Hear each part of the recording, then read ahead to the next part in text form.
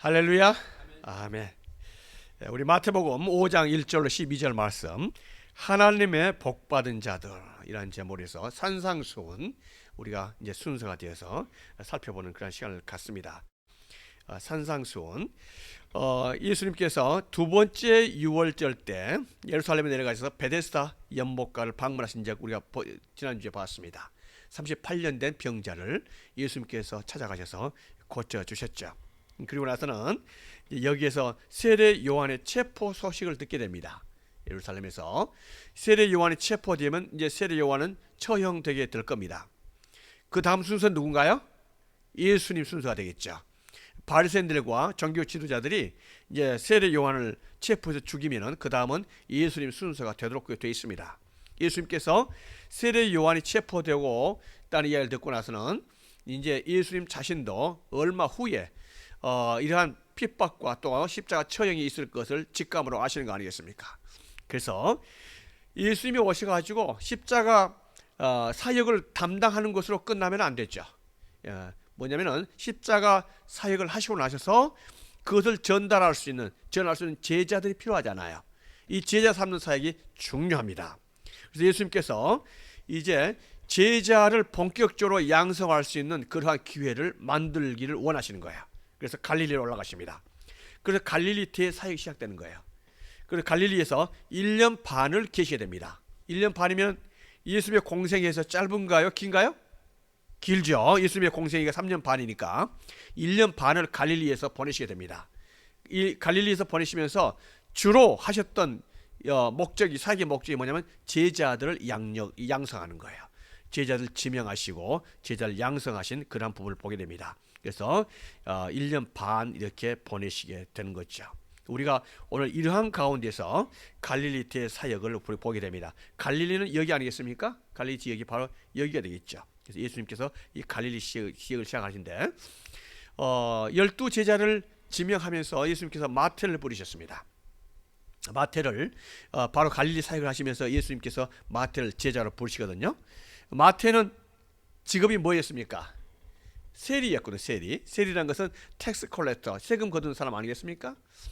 어떻습니까? 세금 거두면은 세무서에 근무하는데 사람들에게 괜찮은 직장으로 여겨질까요? 아니면은 참 잘못된 직장으로 여겨질까요? 예. 뭐 지금이야 뭐 평가할 때 그렇게 나쁘다 볼 수 없지만 이때 당시에는 이 마태가 세금을 거둬서 누구에게 갖다 주나요? 로마에게 갖다 줘요. 로마에게. 예, 그래서 이스라엘 사람들을 핍박하고 지금 정복하고 있는 원수 같은 로마에게 갖다 주니까 이스라엘 사람들이 볼 때는 이 마태는 아주 잘못된 거 아니겠습니까? 어용 집단이죠. 그러니까 이때 당시에는 세무서에 근무하면 창녀와 같은 부류로 취급이 됐었습니다. 그러니까 우리가 이러한 마태를 부르셨다. 근데 오늘 보면은 예수님께서 마태를 부르실 때 많은 말씀 안 하십니다. 나를 따르라 하시니 일어나서 따랐다 그랬습니다. 우리가 볼 때 이건 너무나 익숙한 부분이기 때문에 그랬나 보다 이렇게 생각하지만은 우리 자신의 경험으로 미뤄보자고요.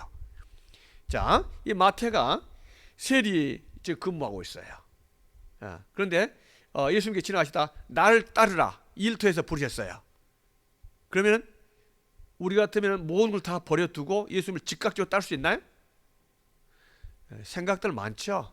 생각들 많습니다. 그런데 마태가 나를 따르라 하신 예수님의 음성을 듣고 나선 일어나서 따랐다 했거든요. 무슨 뜻일까요? 그럴 만한 이유가 있었음을 우리는 추측을 해야 됩니다. 추측을. 성경에 나와 있지 않지만은 우리가 이러한 추측을 할 수 있습니다. 마태는 본명이 뭡니까? 레위거든. 레위라는 것은 레위 지파, 마태의 조상이 누구였다는 이야기예요? 레위 지파였다는 이야기죠. 그러면 세월이 좋았다면은 특별한 문제 없었다면은 마태는 뭐가 될 사람이에요? 제사장이 될 사람이죠. 그래서 정말 제사장으로서 사람들에게 존경받는 하나님의 일을 사역하고 담당하는 그런 마태 아니었겠습니까? 그런데 지금은 뭐 하고 있는 거예요? 사람들에게 손가락질 당하고 있는 이 세리 일을 하고 있거든요. 그러면은 마태가 그 세리가 됐었다는 것에 대해서 고민이 전혀 없었을까요? 갈등도 없었고 갈등이 있었겠죠. 그런 일을 하면서 내가 정말 특별한 문제가 없었다면 제사장으로서 하나님께 영광 돌려드리고 사람들에게 존경받는 그런 일을 담당하고 있을 건데 이게 뭐냐? 내 인생이 이게 뭐냐? 이게 내 인생 돌이킬 수도 없고 돌아갈 수도 없고, 그러나 만약에 특별한 기회가 주어져서 내가 새로운 삶을 살 수가 있다면 정말 사람들에게 손가락질 당하는 이러한 세리 말고 정말 하나님께서 원하시고 사람들에게 존경받는 그러한 일을 할 수 있지 않을까? 내게 그런 인생이 찾아올 수 있을까? 이런 갈등을 한 번쯤 했을까 안 했을까요? 분명히 할 수 있다 이 말이죠. 마태가. 자, 마태는 충분히 그렇게 생각할 수 있는 사람이 있었습니다. 그래서 우리가 죄를 많이 지은 그런 직종에 근무한 사람들이 다 완전히 타락하고 화인을 맞았다 생각하면 안 돼요. 그 중에서도 그러한 죄를 지면서도 불구하고 나에게 새로운 삶이 주어진다면 정말로 보람되게 진짜로 하나님 앞에서 떳떳하게 의롭게 살고 싶다는 그런 마음의 갈등을 일으키는 사람들이 많이 있다 이 말이죠. 하나님께서 그러한 사람을 또 부르신 줄로 믿습니다. 마태가 그러한 사람이었죠. 평소에 그런 갈등과 고민을 많이 하다가 예수님에 대해서 소문을 들었겠죠. 그래서 나 같은 사람도 예수님을 만날 수 있을까? 이런 고민을 왜 안 했겠습니까? 그런데 바로 그 예수님이 지금 마태에 찾아온 거예요. 그래서 마태의 눈을 뚫어지게 쳐다보니 어떻게 합니까? 나를 따르라 말씀하신 거죠. 그때 예수님의 눈빛과 마태의 눈빛이 스파크가 터진 거죠. 마태는 평소에 갈등과 고민했었던 그것이요, 그 자리에서 결심을 굳어진 거죠. 모든 걸 내려두고 떠나는 거예요. 예수님의 제자로. 그래서 우리는 마태의 그러한 부분을 알아야 됩니다. 그래서 마태가 비록 세리로서의 삶을 살고 사람들에게 존경받지 못한 삶을 살았다 한다 할지라도 마태는 나름대로요, 예수님께서 부르셨던 이유가 있어요. 나름대로 수리에 밝았었고 당시에 그래도 그 전문 직종에 근무했던 사람이기 때문에 상당히 교육적인 교육을 많이 받은 그러한 일에 근무했던 사람 아니겠습니까? 그래서 마태는요, 숫자에서 굉장히 철저했어요. 그리고 문학적인 기질이 있었던 사람이란 말이죠. 이해되시죠? 무슨 말인지? 그러한 부분에 충분히 훈련을 받던 사람이었어요. 바로 그걸 예수님께서 보시고 마태를 부르시고 마태를 통해서 마태복음을 쓰게 하시고, 마태복음에는 뭐가 있습니까? 중요한 건 족보가 있어요. 족보가. 이 족보는요, 여러분들 만든다고 만든 게 아닙니다. 굉장히 복잡하죠. 숫자적으로 모든 숫자를 다 연결해야 되니까. 그런데 마태는요, 정확하게 예수님의 족보를 만들어갑니다. 이거는 만든다고 만든 게 아니에요. 특별한 그런 재능을 입고 하나님의 성령의 감독을 통해서 만들어간 거 아니겠습니까? 그래서 하나님께서 이 마태를 부르셔서 중요한 일에 쓰임을 받게 하신 줄로 믿습니다. 우리가 알게 모르게 우리가 가지고 있는 달란트가 있는데 하나님께서 그 달란트를 이용하셔서 하나님 나라에 귀하게 사용하시기를 원하십니다. 마태처럼요. 그래서 마태가 예수님 부르심을 받고 떠나는 게 되는 거 아니겠습니까? 그런데 이러한 모든 사정을 모르는 바리새인들은요, 아니 예수님께서는 어떻게 해서 마태 같은 세리하고 같이 밥을 먹고 같이 하느냐? 또 마태가 집에 초청했거든요, 예수님을. 그러니까는 거기에 마태가 초청할 때 그 창녀들로 같이 갔다는 걸 보게 돼요. 그러니까 어떻게 세리하고 창녀들하고 같이 밥을 먹냐? 이렇게 말하니까 예수님께서 그 이야기를 듣고 나서 하셨던 말씀입니다. 건강한 자에게는 의사가 쓸데없고 병든 자에게라야 쓸데있느니라. 나는 의인을 부르러 온 것이 아니라 누구를 부르러 왔다? 죄인을 부르러 왔다 말씀하신 거예요. 그러니까 예수님께서 부르러 온 사람은 의인, 나는 의롭게 살았다 하는 그런 의인으로서의 교만이 있는 사람이 아니고 정말 죄인으로서 그 마음을 가슴을 치는 그런 사람들, 그런 사람들 부르신 줄로 믿습니다. 어떤 면에서는 교회가 문제가 있는 게 당연할 수 있어요. 문제가 있어서는 안 됐지만은 문제가 있어서 당연한 게 뭘까요? 왜 그럴까요? 교회는 누가 와요? 문제 있는 사람들이 와요. 그 어떻게 할지 모르겠어요. 이거를 해석을. 문제 있는 사람들이 오니까 교회에 문제 있는 것은 당연하죠. 내 문제가 치료를 받아야 되는데. 자, 어떻든 간에요, 마태를 그렇게 부르시고 이렇게 하면서 예수님께서 12제자를 부르셨다 그랬습니다. 12제자는 이제 세우신 거예요. 갈릴리 사역 시작하면서 12제자를 세우시고 12제자를 본격적으로 훈련시킵니다. 12제자의 이름이 누구였습니까? 우리 아시죠? 기억하십니까? 자, 한 사람 한 사람 보도록 할까요? 제일 먼저 나온 사람이 누군가요? 시몬이라고 하는 누구예요? 베드로. 원래 이름이 시몬이에요. 시몬이 유태인 히브리식 이름입니다. 예수님께서 베드로라는 헬라 이름을 붙여준 거예요. 베드로가 무슨 뜻입니까? 반석 이 뜻이 반석. 원래 본명은 시몬이에요. 시몬. 그런데 베드로를 한 거죠. 다음에 또 누가 나오냐면은 야고보, 세베대 아들 두 형제가 나오죠. 두 아들이 나옵니다. 그러니까 세베대 아들 야고보와 요한이에요. 그 제임스하고 존이죠. 우리가 영어식 이름도 알아야 됩니다. 야고보가 영어로 뭡니까? 제임스. 요한은요, 존 이렇게 된 거죠. 그 제임스하고 존은 형제 브라더예요. 예. 그런데 그게 닉네임이 있어요. 닉네임이 뭐냐? 보아너게. 예수님께서 보아너기라고 했습니다. 보아너기라는 것은 뭐냐면 son of thunder. son of thunder 뭐 천둥의 아들, 우리의 아들이라는 거죠. 무슨 뜻입니까? 성격이 좋다는 거예요? 괴팍하다는 거예요? 괴팍하죠. 그래서 성질 더럽다고 예수님께서 이름을 갖다가 son of thunder라고 지어주신 거, 보아너기라고 지어준 거예요. 지난번에 지난번 아니죠? 성격이 원래 그랬었죠. 사마리아를 내려오는데 사마리아 사람들이 가로막으니까 예수님 번개를 다 죽여버리죠. 성질. 그런 사람들 옆에 혹시 있나요? 본 적 있습니까? 예. 그런데 이 요한 1, 2, 3서를 쓰면서 그야말로 사랑의 사도로 변하지 않습니까? 성격이 예수님 안에서 변할 수 있는 줄로 믿습니다. 예, 그래서 성격이 변하는 거예요. 이 우리의 아들이 다음에 사랑의 사도로 바뀌게 됩니다. 다음에 안드레가 나옵니다. 안드레는 베드로의 브라더입니다. 앤드류, 안드레가 나오죠. 다음에 또 누가 나오나요? 필립이죠. 필립. 다음에 바돌로미가 나옵니다. 다음에 누가 나옵니까? 마태. 다음에 또요 도마. 다음에 또 누가요? 야고보. 동명이인입니다. 하나는 세베대의 아들 야고보고 한 사람은 알피의 아들 제임스, 야고보가 나오는 거예요. 다음에 타데오 나오고 또 시몬, 누가 나오면 가나안인 시몬이에요. 네, 가나안인 시몬인데 가나안 사람이면서도 예수님께 부르심을 받으셔야 되지만은요, 이 사람은 질럿, 열심당원 중에서 한 사람이었습니다. 열심당원이란 뭐냐면은 일단 로마의 항거에서 칼을 품고 다니는 사람들입니다. 그래서 언제나 로마에 대항해서 싸울 수 있고 또 암살할 수 있는 그런 열심당원이 있었습니다. 그러한 사람이 예수님께 부르심을 받고 제자가 될 수 있는 거예요. 그 사람이 바로 시몬, 또 다른 시몬이죠. 또 누가 있었습니까? 가룟 유다. 이렇게 12명이 있었는데 예수님께서 12명을 제자로 부르셨습니다. 예수님의 사역을 하면서 자기와 함께 있게 하고 보내사 전도도 하고 귀신을 쫓아낼 수 있는 이러한 사역을 담당하기 위해서 12 제자를 부르셨습니다. 하나님께서 우리를 부르신 목적도 12 제자와 같은 줄로 믿습니다. 예수님과 함께하고 예수님의 사역을 담당하고 또 하나님의 나라를 이루는 데 있어서 우리를 사용하시기 위해서 부르신 줄로 믿습니다.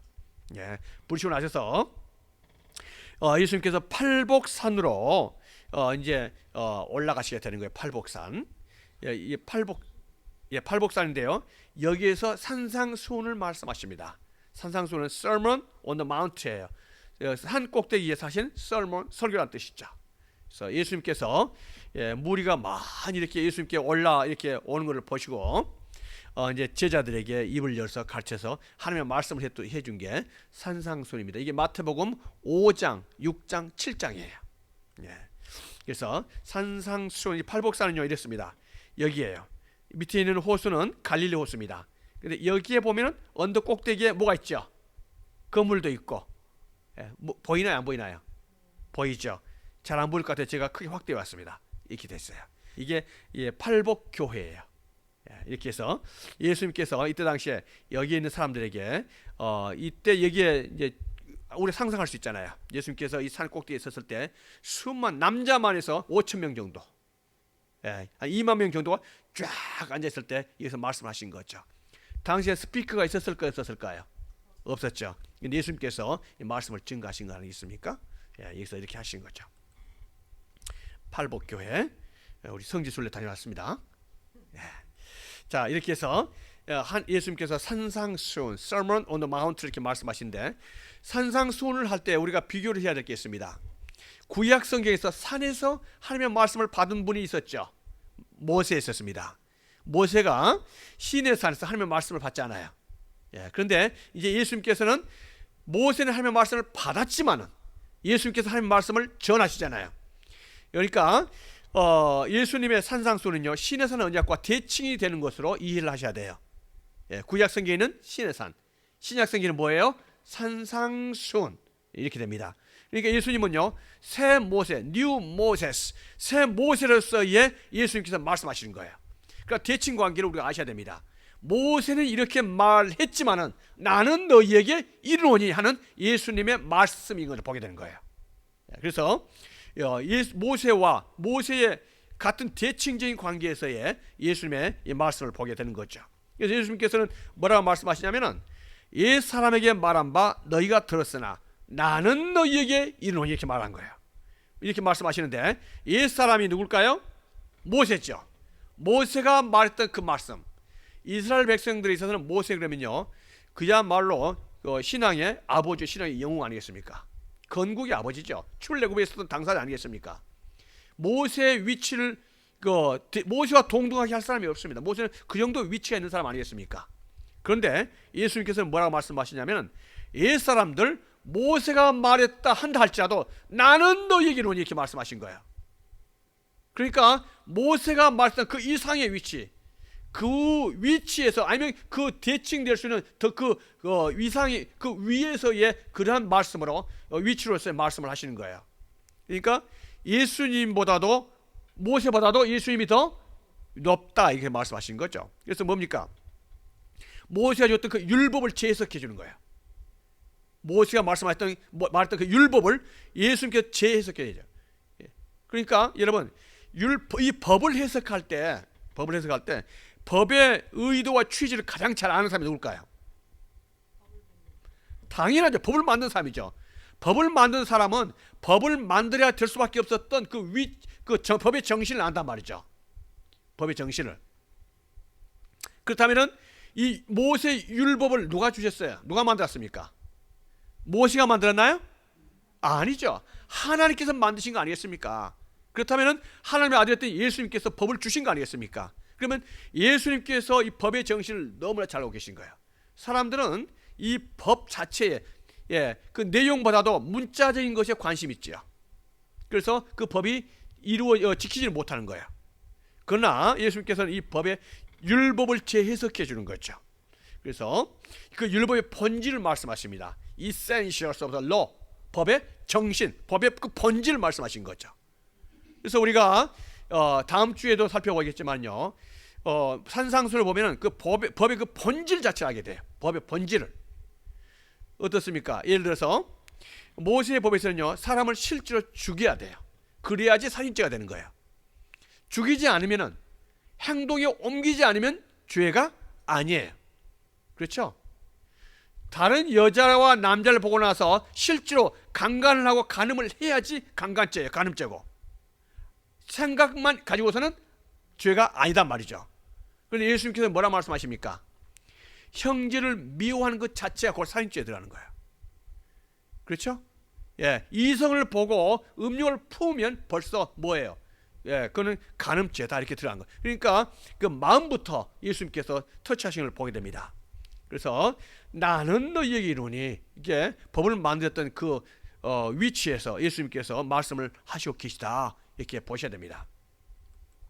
오늘 저희들이 댁에 가셔서 반드시 마태복음 5장, 6장, 7장은 꼭 읽어가시고 이렇게 오시길 바라겠습니다.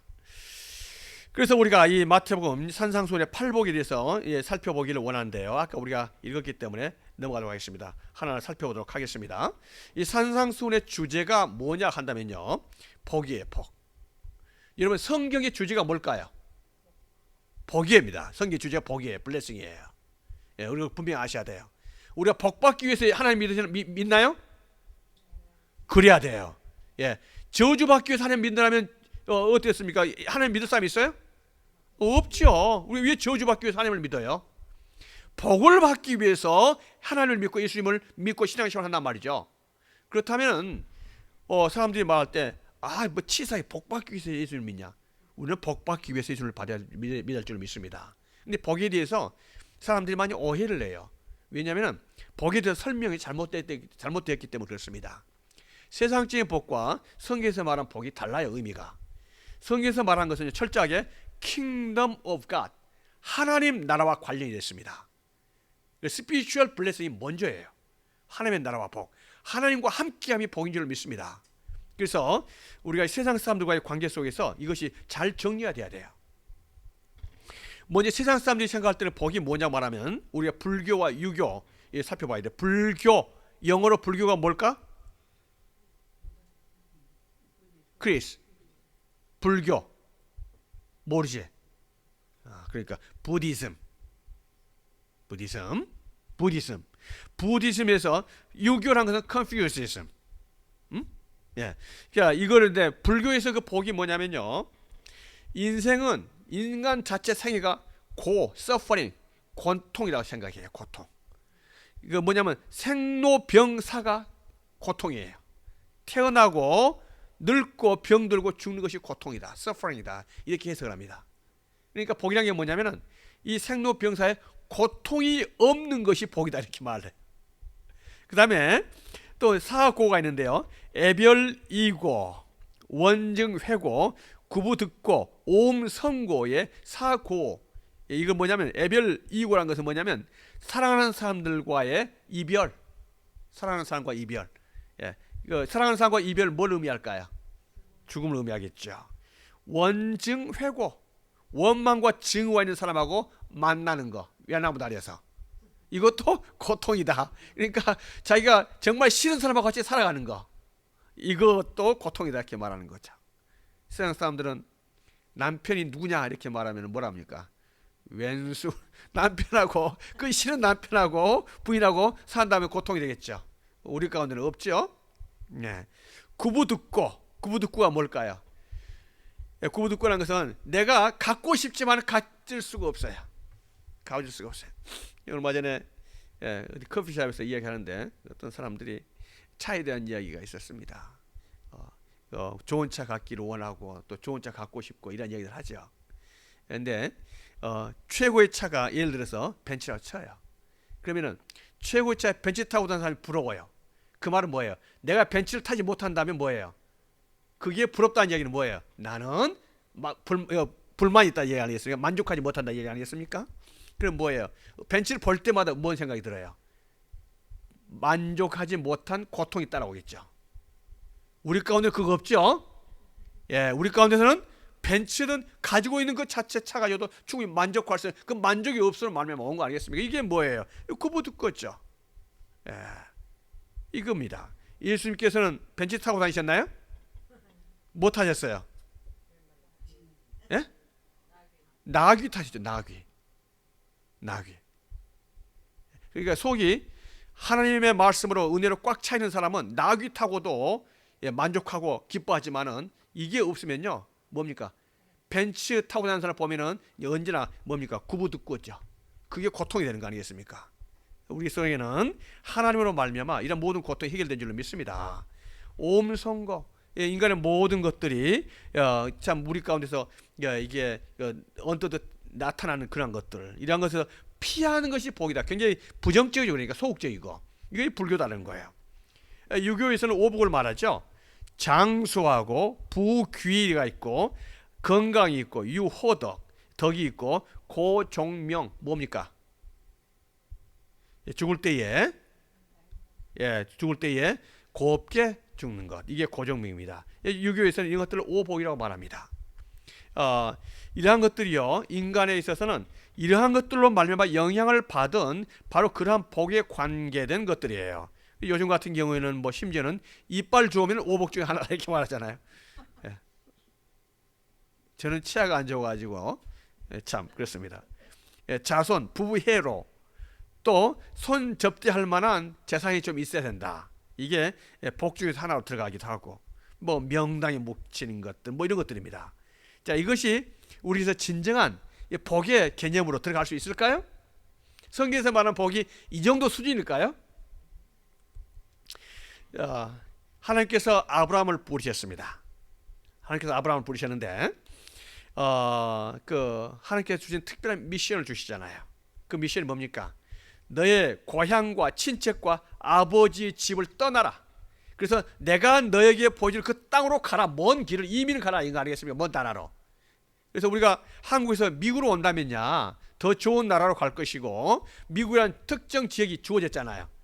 갈 수가 있죠. 근데 아브라함에는 그 특정 지역이 주어지지 않았어요. 그리고 당시에 살던 갈대 우르보다도 좋은 땅이에요, 나쁜 땅이에요? 아주 말로 비교할 수 없는 나쁜 땅이죠. 지금으로 말하면 미국에서 아프리카를 가는 거예요. 중국, 한국이 아닙니다. 미국에서 아프리카나 참 그런 땅으로 가는 거 아니겠습니까? 거기로 가라고 할 때 아브라함이 갈까요, 안 갈까요? 우리 같으면 갈까요, 안 갈까요? 안 가죠. 특별한 이유가 없다면 안 가죠.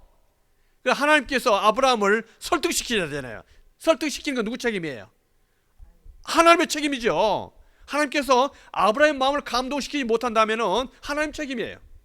그렇죠? 그러면 하나님께서 아브라함에게 어떻게 설득시키는 거예요? 그게 이겁니다. 다 같이 한번 읽어보겠습니다. 2절 3절 시작.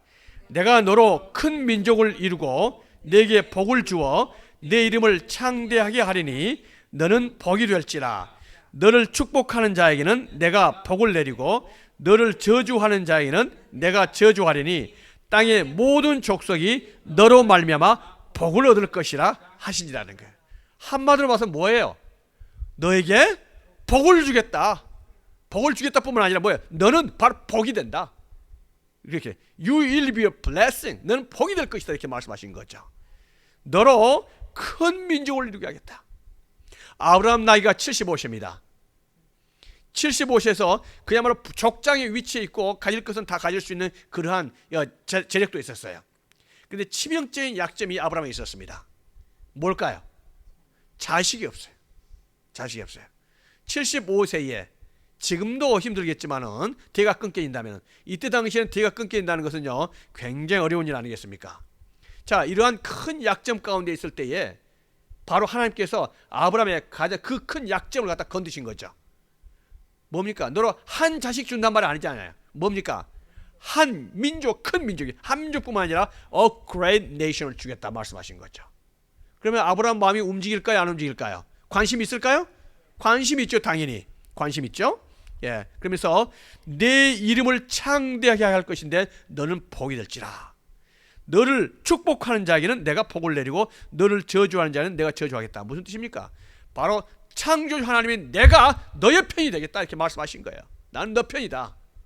무조건 너 편이다. 이거 말씀한 거 아니습니까? 그래서 아브라함 너의 이름이 앞으로 세세토록 존귀를 받게 되는 그러한 너 이름을 만들어 주겠다 이렇게 말씀하는 거예요. 그럼 아브라함이 관심이 있을까요, 없을까요?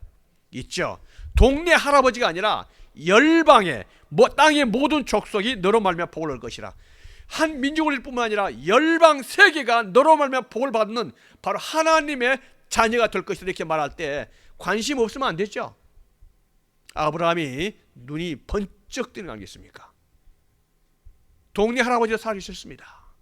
열방의 세계의 사람이 되고 싶습니다. 하나님의 사람이 되고 싶습니다. 하나님께서 아브라함의 이 마음을 건드신 거 아니겠습니까? 하나님께서 이러한 블레싱으로 축복으로 우리를 부르실 때 우리의 마음이 움직일까요, 안 움직일까요? 움직이죠. 그래서 하나님께서 아브라함을 부르실 때 뭘로 부르신가요? 축복으로, 복으로 부르신 복으로. 그래서 하나님의 부르심은 복인 줄로 믿습니다. 그리고 우리가 복받은 사람이 되어야 될 줄로 믿습니다. 하나님의 부르심 자체가 목적이 뭐라고요? 우리에게 뭘 주기 위해서? 복을 주시기 위해서. 이 복이란 것은 하나님을 떠나서는 존재하지 않아요. 하나님과 함께한 것이 복이다 이 말입니다. 하나님이 복이다 이 말이죠. 그래서 spiritual blessing, 영적인 축복이 우리에게 있는 거예요. 우리가 그 복을 삼아야 될 줄로 믿습니다. 우리의 자녀들에게도 이 하나님의 복을 전달해 줘야 돼요. 그래서 아브라함에게 주었던 것이 뭡니까? 너만 복을 받은 것이 아니라 땅의 모든 족속이, 너의 이웃과 이 사회가 네가 받는 땅마다 복을 받게 될 것인데 너는 복 자체다, 복의 통로다 이렇게 말한 거야. 복이 돼, 복이.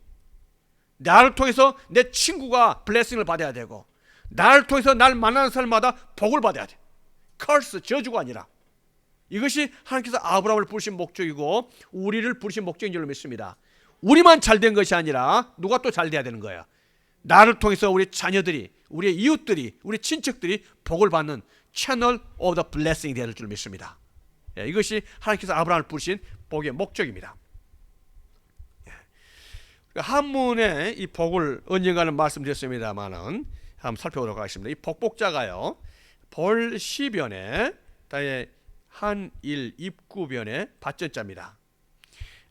이 벌시변이라는 것은 하늘에서부터 세 줄기의 빛이 내려온 거 아니겠습니까? 세 줄기의 빛은 뭘 의미할까요? 삼위일체 하나님을 의미합니다. 그래서 이 벌시변에 들어간 것은요, 빛이 내려오기 때문에 언제 하나님을 표현할 때 이 벌시변이 들어가는 거예요. 그렇죠? 다음에 입구변의 한 입구에 받전자, 받전자라는 것은 우리의 비즈니스, 우리 기업 터전을 의미하는 거예요. 그러니까 우리의 기업이 이 인간이 우리가 살면서 한 세상을 살면서 이 밭에서 일하면서 비즈니스 일고 가면서 이러한 자체가 이것도 복일 수 있지만 더 중요한 복이 반드시 뭐가 있어야 됩니까? 하나님이 함께함이 뭐예요? 나에게 복이다. 그러니까 복이 비즈니스만 가지고 되는 게 아니에요. 이 땅에서 뭐가 있어야 됩니까? 하나님이 계셔야 돼. 하나님과 함께함이 복인 줄로 믿을 줄 믿습니다. 아멘. Blessing is God is with us. That's blessing. 하나님과 함께함이 복입니다. 그러면 우리가 이 팔복을 살펴보도록 하겠습니다. 이 팔복에 대해서 디테일하게 살펴보겠습니다. 왜냐하면 우리가 통독적인 차원에서 이렇게 쫙 살펴보는 중에 있으니까 오늘은 디테일하게 살펴볼 수 없습니다. 다 같이 한번 읽어보겠습니다. 시작. 심령이 가난한 자는 복이 있나니 천국이 그들의 것이며 그랬습니다. 심령이 가난한 자는 저주다고요? 복이다고요? 복이다. 천국이 그들의 것이라는 거예요. 가난하다 했습니다. 가난하다는 것은 뭐냐면은 뱅크럽시 했다는 뜻이에요. 가난하다는 것은. 가난한 건 뱅크럽시 해가지고 이제 아무것도 가지고 있지 않는 것을 말하는 거예요. 이 가난하다는 것을 우리가 진짜 체험하려면 뭐냐면은 밤 12시에 차를 갖다 운전할 때 사거리에서 딱 섰어요. 스탑사인에서. 그때 누군가 와서 이렇게 노크를 해요. 보니까 홈레스 거지예요. 나에게 손을 냅니다 말이죠. 그 사람의 눈빛은요, 밤 12시에 거기서 손을 벌리고 일부를 구걸할 수밖에 없는 상황이에요. 그거 받지 못하면 내일 아침이 없는 거죠. 굶어야 되는 거예요. 얼마나 애절한 마음으로 밤 12시에 그 손을 벌리고 있는지 몰라요. 이게 바로 가난한 자의 심령입니다. 그런 애절한 마음. 그 뱅크럽시한 이 홈레스를 말하는 거죠. 이러한 우리에 있어서 가난함이 어디 있어야 되는 거예요? 심령에. The poor in spirit. 우리의 심령 속에서 이런 가난함이 있어야 할 줄로 믿습니다. 하나님께서 나와 함께 한다면 나는 정말 죽습니다. 하나님께서 나와 함께 주셔야만 됩니다. 이렇게 뱅크럽시한 자의 심령으로 하나님을 기대하고 하나님을 찾는 그런 마음이 될 줄로 믿습니다. 그러한 사람들에게 복이 있는데 하나님께서 어떻게 보상해 준다는 겁니까? 천국을 주셨다. 천국을요. 천국이 그들의 것이며 이렇게 말씀하셨습니다. 천국이. 하나님께서 천국을 주실 줄로 믿습니다. 하나님께서 천국을 주시고 하나님께서 계시는 가장 완벽한 나라, 하나님과 함께하는 그러한 상황, 가장 완벽한 만족, 이게 천국 아니었습니까? 그래서 이 가난한 자에게 주시는 위로는요, 심령이 가난한 자에게 주는 위로는 천국을 주시었다 이렇게 말씀하십니다. 다음에 제2복이 뭡니까? 다 같이 한번 읽어보겠습니다. 시작. 애통하는 자는 복이 있나니 그들이 위로를 받을 것이며 그랬습니다. 그래서 애통이에요. 애통이란 것은요, 창자가 끊어지는 것을 애통이라고 말합니다. 그렇게 큰 슬픔, 고통이 있는 사람, 이 애통, 그 사람이 복이 있다 했어요. 그런데 여러분 어떨 때 이런 애통이 있을까요? 창자가 끊어지는 그 고통, 이런 큰 슬픔이 있을까요? 뭐에 대해서 그럴까요? 이거는 그 죄죠. 죄에 대한 애통이에요. 이스라엘 백성들이 바로 가나안 땅을 눈앞에 두고 들어가지 못했습니다. 왜냐하면 12명의 정탐꾼을 보냈지만은 10명의 정탐꾼이 보고를 할 때 이스라엘 백성들은요, 우리가 들어가면 다 죽는다. 하나님을 거역하고는 반역하고 모세 위에 또 다른 지도를 세워가지고 애굽으로 돌아가려고 반역을 일으켰던 거예요. 이 일로 말미암아 눈에 보이는 바로 그 가나안 땅에 들어가지 못하고 40년간 광야 생활하고 그 세대가 가나안 땅에 들어가지 못하고 다 죽게 되는 거죠. 그 세대가 죽고 난 다음에 후 세대가 비로소 가나안 땅에 들어가지 않습니까? 하나님께서 주신 약속을 받지 못한 그 원흉이 뭡니까? 그것이 바로 죄거든요. 우리가 이 땅에 살면서 하나님께 주시는 풍성한 은혜들이 있습니다. 그 풍성한 그 축복도 있죠. 그런데 그 축복과 은혜를 받지 못한 이유가 뭘까요? 죄 때문이죠. 그래서 이 죄에 대한 애통함이 있어야 돼요. 죄에 대한 애통함이. 나의 자신에 대해서, 우리 자녀들에 있어서 그 스피리추얼 그 신, 죄에 대한 바로 그 애통함이 우리에게 있어야 될 줄로 믿습니다. 자, 그런 애통하는 자에게 복이 있는데 어떠한 것을 받게 된다고요? 그들이 위로를 받게 된다. 하나님의 위로를 받게 될 줄로 믿습니다.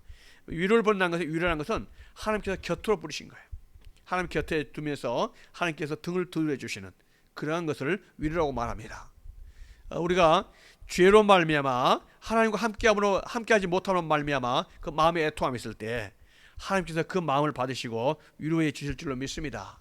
그래서 다음에 천국에 갈 때 하나님께서 뭐라고 말씀하시냐면, 하나님이 저희와 함께 거하시리니 저희는 하나님의 백성이 되고 하나님은 친히 저희와 함께 계셔서 모든 눈물을 그 눈에서 씻기심에 다시 사망이 없고 애통하는 것이나 곡하는 것이나 아픈 것이 다시 있지 아니하리니 처음 것들이 다 지나갔으면 했습니다. 하나님께서 다음에 우리가 천국에 갔을 때 우리를 위로해 주실 줄로 믿습니다.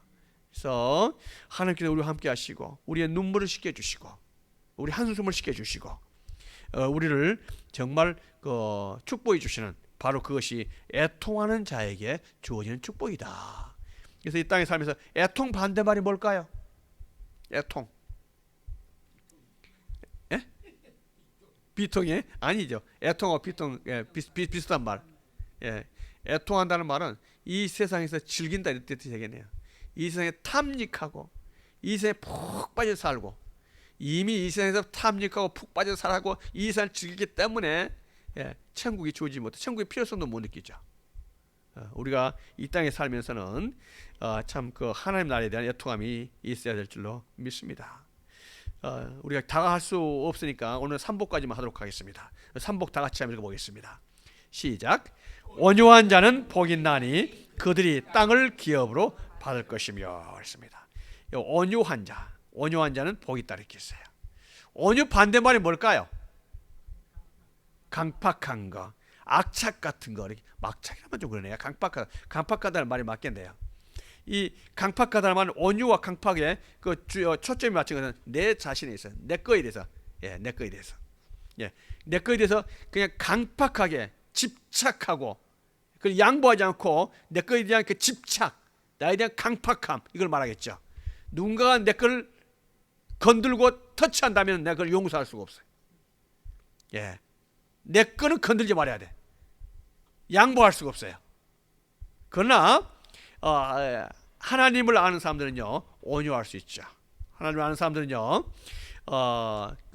온유하고, 아브라함과 이삭은 그 우물을 파는데요, 그 우물 하나 파기가 얼마나 힘드니까 이스라엘에서. 또 우물이 반드시 필요. 우물이 젖줄이잖아요. 생명줄이잖아요. 우물이 없으면 사람들 뿐만 아니라 가축들에게 먹여야 되는데 그 물이 어떻게 하겠어요. 근데 물을 정말 힘들게 팔면은 그 그랄 쪽에 있었던 왕들이 와서, 사람들이 와서 그걸 뺏어간단 말이죠. 그러면은 아브라함하고 이삭은 어떻게 해야 돼요? 전쟁해야 돼요, 말아야 돼요? 전쟁 해야 되는데 아브라함과 이삭은 어떻게 해요? 그냥 죽어버린 거예요. 첫 번째, 그 자리를 또 양들 가축을 데리고 다른 곳으로 가죠. 그럼 또 힘들게 해서 또 우물을 파야 돼요. 그래서 참 어떻게 해서 우물을 파는데 또 우물이 터지니까는 또 와서 그걸 뺏는단 말이죠. 어떻게 해요?